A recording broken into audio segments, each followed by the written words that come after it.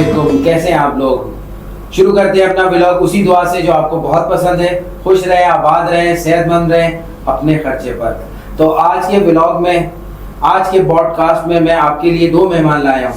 ऐसे मेहमान जो अपनी नॉर्मल लाइफ में बहुत कुछ कर रहे हैं और जिस एज से ये गुजर रहे हैं उस एज में इन्हें क्या क्या स्ट्रगल करनी पड़ रही है और किन किन चीज़ों को फेस करना पड़ रहा है और किन किन चीज़ों को फेस करते हुए इन्होंने अपने ऊपर कितना काम करना पड़ रहा है। आज के जो नशिस्त है हमारी यहाँ, आज का जो पॉडकास्ट है उसमें आज हम डिस्कस करेंगे। तो आज आपसे तारुफ करवाता हूँ मेरे पहले मेहमान। मेरा नाम मुसद्दिक ज़मान है। मैं currently as a assistant internal auditor job भी कर रहा हूँ और साथ साथ मैं अपने पहले तो मैंने एक बेवरेजेस का बिज़नेस स्टार्ट किया था। उसके बाद मैं अभी राइस के बिज़नेस पर हूँ एज अ थर्ड पार्टी, जो मैंने परचेज़ किए, जो मैं सेल कर रहा हूँ। मैं CMA फाइनलिस्ट भी हूँ और बैचलर्स ऑफ आर्ट्स भी किया हुआ है कराची यूनिवर्सिटी से। जो करंटली तो है मैं जॉब कर रहा हूँ और साथ साथ मैं अपना बिज़नेस भी रन कर रहा हूँ। यानी कि स्ट्रगल और एजुकेशन दोनों साथ साथ। जी बिल्कुल। तो मेरे दूसरे मेहमान हैं। मेरा नाम मोहम्मद काशान है। मेरा एजुकेशनल बैकग्राउंड जो है वो फाइनेंस है। इसी फील्ड में मैंने अपनी जॉब स्टार्ट की थी 2 साल पहले। मैं अपनी सर्विसेज दे रहा हूँ एक IT कंपनी में, एक सॉफ्टवेयर हाउस है, वहाँ पे मैं असिस्टेंट मैनेजर हूँ। और मेरा जो रिसेंटली अभी मैंने एडमिशन लिया है वो ICMA में लिया है। यानी कि वर्किंग प्लस एजुकेशन दोनों साथ साथ। जी जी। तो सवाल करूँगा मुसद्दिक से कि एक दरमियाने तबके की फैमिली जो स्ट्रगलिंग में भी है और काफ़ी कुछ कर रही है और साथ साथ तुम भी अपने एजुकेशन के लिए खुद से अपना फाइनेंस भी देख रहे हो और उसके साथ साथ अपनी स्टडीज़ को भी देख रहे हो, तो तुम क्या समझते हो कि ये एक अच्छी चीज़ है कि जिस एज में तुम हो इसमें तुम्हें स्ट्रगल भी करनी पड़ रही है और तुम्हें जो है वो कमाना भी पड़ रहा है और पढ़ना भी पड़ रहा है? नहीं, भी ऐसी बात नहीं है। बहुत सी चीज़ें हैं। एक तो स्ट्रगलिंग भी अभी भी चल रही है, तो ये कि जब तक स्ट्रगलिंग नहीं चलेगी या जब तक मेहनत नहीं होगी उस तरीके से तो इंसान वो मकाम हासिल नहीं कर सकता। भाई ने भी सपोर्ट किया, लेकिन मैं चाहता हूँ कि मैं अपने तौर पर अपने पैरों पर खड़ा हूँ और इसीलिए मैंने बिज़नेस को भी साथ रखा है। पढ़ाई भी मेरी सैटरडे संडे वीकेंड्स के ऊपर जाती है और दूसरे के जॉब भी साथ साथ है कि एक प्रैक्टिकल लाइफ भी जो मैं पढ़ रहा हूँ उसको प्रैक्टिकल भी इन्वॉल्व करूं। और बिजनेस इस तरीके से स्टार्ट किया है कि as a third party start किया कि बिल्कुल डायरेक्ट इन्वॉल्वमेंट नहीं है। लाइक मैंने एक जगह से परचेज किया और दूसरी जगह जाके मैंने उसको सेल कर दिया या कुछ टाइम पीरियड के लिए उनको उधार पे क्रेडिट के ऊपर दे दिया। यानी मैं एज अ थर्ड पार्टी काम कर रहा हूँ कि मेरी जॉब भी इतनी अफेक्ट ना हो, मेरी पढ़ाई भी साथ चलती रहे और बिजनेस में भी मैं इन्वॉल्व रहूँ तो अपना बिजनेस भी खड़ा कर रहा हूँ, जॉब भी साथ साथ, पढ़ाई के साथ प्रैक्टिकल लाइफ भी चल रही है और ये भी चल रहा है। तो बहुत अच्छी चल रही है, बैलेंस चल रही है, सुकून है लाइफ में। यानी कि एक ख्वाहिश होती है लड़कों को कि काश हमारे वालिदैन के पास इतना पैसा हो और वो हमें हर तरह से सपोर्ट करें, हम पहले पढ़ें और फिर जाके हम प्रैक्टिकल लाइफ में जाएं। तो काशान, क्या तुम इस बात पे एग्री करोगे कि ये बहुत सारे लड़कों की ख्वाहिश है या सिर्फ तुम्हारी यहाँ होनी चाहिए या नहीं? नहीं, ये डिपेंड करता है कंडीशन के ऊपर। ज़रूरी नहीं है कि हर फैमिली इतनी स्ट्रॉन्ग हो कि वो लड़का अपना क्या कहते हैं एजुकेशन उससे पूरी कर ले, अपने ख्वाब पूरे कर ले। जिस फैमिली से मैं बिलोंग करता हूँ अल्हम्दुलिल्लाह, मैं तो यही कहूँगा मेरे फादर के पास जितना था उन्होंने मैं हमारी पढ़ाई पे लगाया, लेकिन उनके पास उतना नहीं था कि मैं इंजॉय कर सकता, आराम से सुकून से मैं पढ़ सकता, अपनी लाइफ को लेके चल सकता आगे। मुझे फिर जॉब करनी पड़ी, मुझे कमाना पड़ा, मुझे स्ट्रगल करना पड़ रहा है आगे के लिए। फिर मुझे अपने बहन भाई को भी सपोर्ट करना है। मेरे फादर एक ड्राइवर है, ठीक है, तो उनकी इनकम इतनी नहीं है। अल्हम्दुलिल्लाह उन्होंने मुझे इस काबिल बनाया है कि मैं अभी अपनी बहन को भी सपोर्ट कर रहा हूँ। हमने गवर्नमेंट कॉलेज से पढ़ा है, लेकिन हमारी जो सिस्टर हैं वो प्राइवेट कॉलेज में पढ़ रही हैं। इसीलिए हुआ है कि हमारे फादर ने हमें पढ़ा दिया था उस टाइम। वो भी बहुत लंबी कहानी है अगर मैं बताने जाऊँगा तो लेकिन काफ़ी चीज़ों में ऐसा होता है जिनका बैकग्राउंड अच्छा भी होता है लेकिन उनके बच्चे पढ़ नहीं सकते।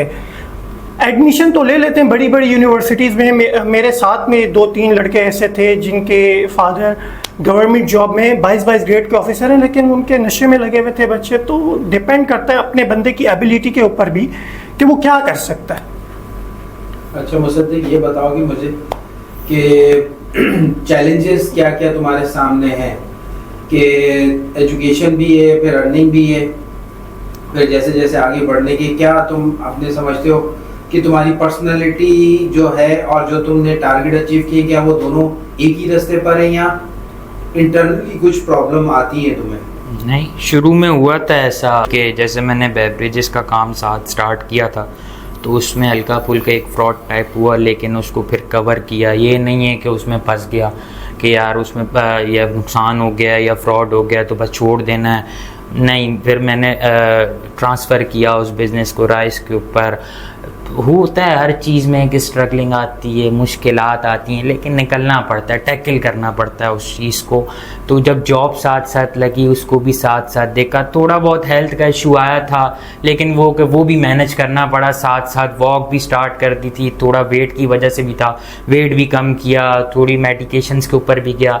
लेकिन ये कि साथ साथ जो टाइम मैनेजमेंट है, टाइम मैनेजमेंट हुई तो मतलब पहले टाइम मैनेजमेंट नहीं थी और सोना उठने का कोई इतना रूटीन भी नहीं थी, रात तक सोना। लेकिन जब टाइम मैनेज किया, हर चीज़ को एक वक्त दिया, मतलब ये कि जॉब के टाइम पे जॉब है, बिज़नेस को देखना है, टाइम पे सोना, प्रॉपर डाइट ली, तो उस हिसाब से फिर चीज़ें नॉर्मल हो गई। शुरू में थी, हेल्थ के इश्यूज आए थे, लेकिन अब ये कि सुकून है, पुरसुकून है। ठीक, तो काशान तुम अपने बारे में बताओ कि आगे जो फ्यूचर तुमने मीट करना है, जो टारगेट्स हैं उसमें कुछ हर्डल्स आ रही हैं या तुम कवर करते करते सीख गए हो इतना कि अब आसानी से चीज़ें ट्रैकल हो जाती हैं? मैं अपनी बात बताऊं, जो मेरा ट्रैक है, करियर ट्रैक है, पहले तो जब मैं इस फील्ड में आया था, मैं थोड़ा बैकग्राउंड अपना बता दूं, मुझे इतना पता नहीं था। जब मैं फील्ड के अंदर आया, कमाना स्टार्ट किया मैंने आहिस्ता आहिस्ता। पहले तो नहीं समझ आ रहा था कि क्या करना है। आहिस्ता आहिस्ता मेरे मेंटोर है, मेरे बॉस हैं, उन्होंने थोड़ा समझाया, वो भी अच्छे बैकग्राउंड से हैं, ICMA क्वालिफाइड हैं, उन्होंने समझाया, करियर बताया। फिर मुझे समझ आई कि हाँ भाई, मुझे ये चीज़ करनी चाहिए और ये मैं कर सकता हूँ, मेरे पास इतने फाइनेंसिंग है। दूसरी बड़ी इंपॉर्टेंट बात है कि अगर आप जॉब कर रहे हो, आप अपने एक्सपेंसेस को ट्रैक करना लाजमी आना चाहिए, नहीं तो आपके पैसे कहाँ जाएंगे आपको पता ही नहीं चलेगा।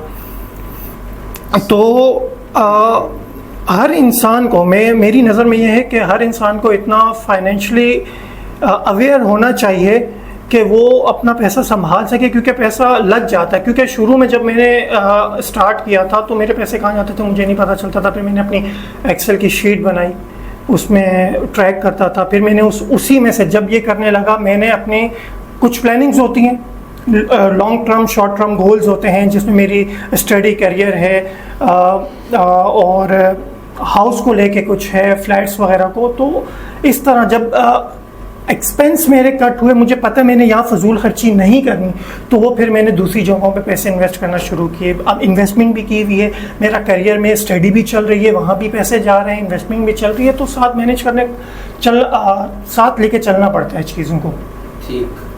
अच्छा मुसद्दिक, मुझे ये बताओ कि जिस लेवल पे तुम पहुँचे हो माशाल्लाह से, इतनी स्ट्रगल करके और इतना कुछ करके, तो कुछ बैकग्राउंड बताओगे कि कहाँ से सफर स्टार्ट हुआ, किन किन चीजों में फंसे हुए थे, किन चीजों को कैसे मैनेज किया और आज यहाँ तक पहुँचे? जी, तो पहले तो ये था कि स्टार्ट हुआ तकरीबन कॉलेज लाइफ से स्टार्ट हुआ था। एक छोटी सी स्टोरी है, शॉर्ट करके बताऊंगा कि फ्रेंड्स पिज़्ज़ा खाने गए, तो मैंने उनसे जिक्र किया यार मुझे भी खाना है। तब मैं फाइनेंशियली नहीं था ना, इतना वो था, घर पे भी इतना नहीं मिलता था, 50-100 रुपये मिल गया जी। तो वो कहते हैं जी तुम्हारे पास पैसे नहीं है। बोला पैसे लाओ। मेरा बड़ा दिल दुखा वहाँ पे यार कि वाकई में जिसके पास पैसा है उसकी इज्जत है दुनिया में या सोसाइटी में, जो भी देख लो। उस वक्त मेरी हटी दिमाग पर लगी कि यार करना है।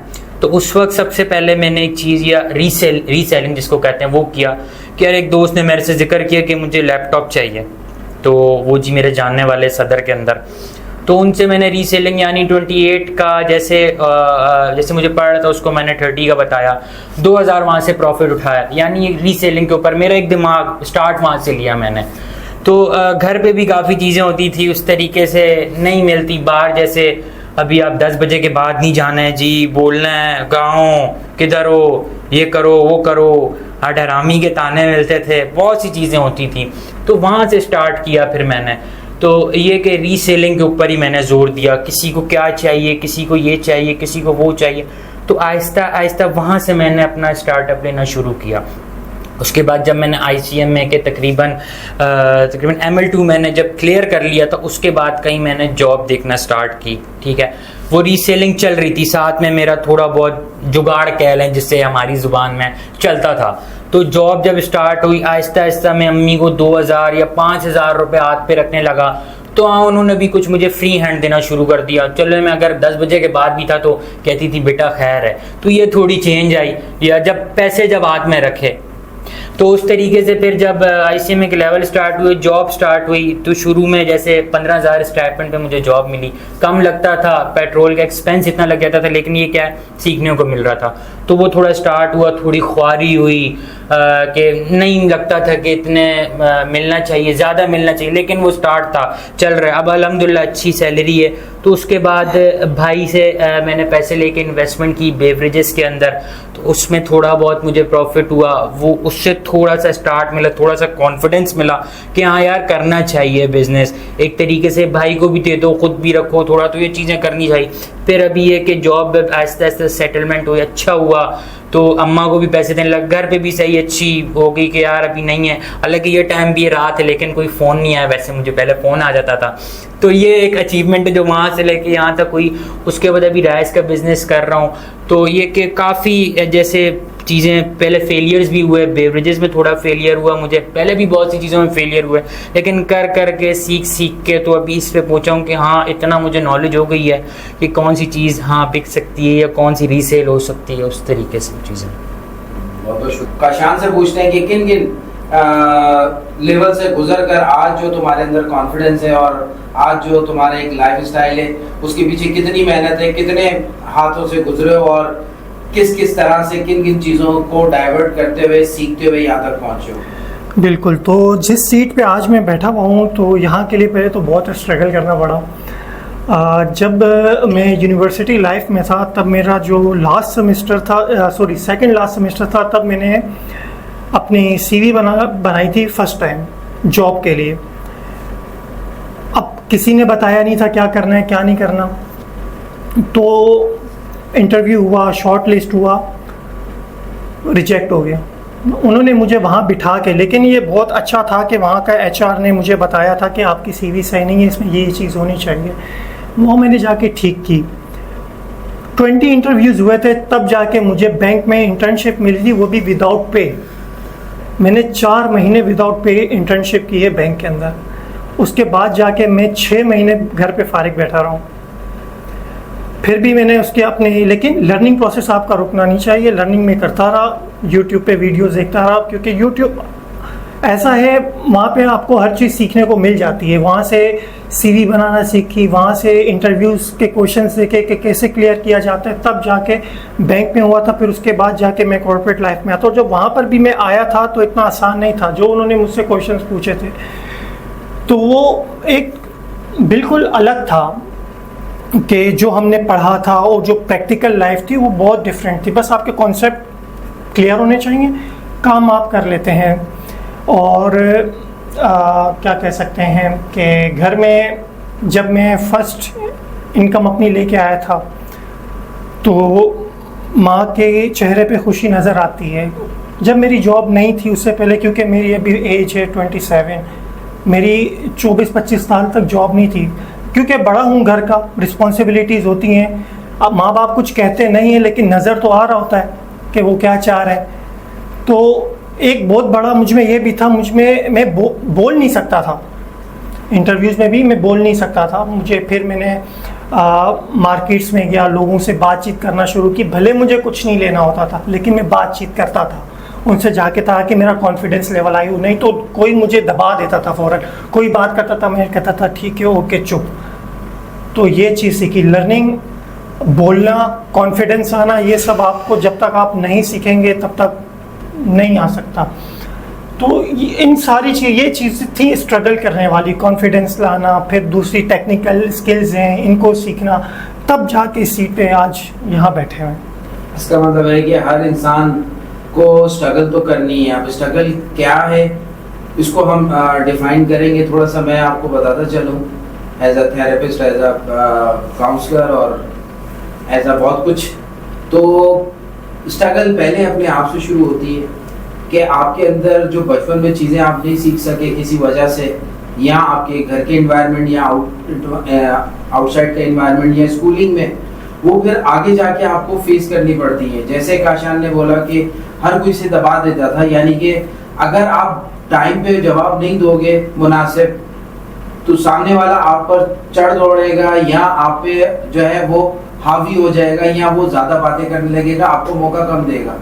तो इसका मतलब ये नहीं होता कि आप चीख के बोले या आप गुस्से से बोले, आप अपने आप को डिफेंड बातों में करते हैं। जैसे फ्रेंड सर्कल में बोलते हैं, माँ बाप के सामने जो राइट है राइट चीज पे बोल रहे हैं, गलत पे फौरन सॉरी करना, और इस तरह बहुत सारी चीजों को अपनी लाइफ में सीखते हुए आगे बढ़ना।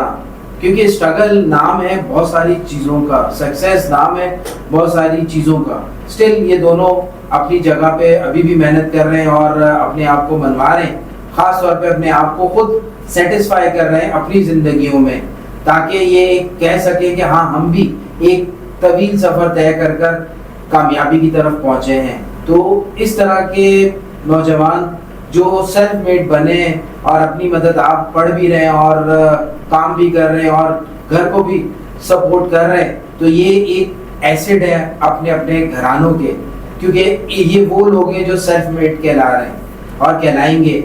और आगे अपनी जनरेशन को भी मैं इन्हें यही कहूँगा और आपको भी कहूँगा कि अपनी जनरेशन को भी इसी मरहले से गुजरने दें।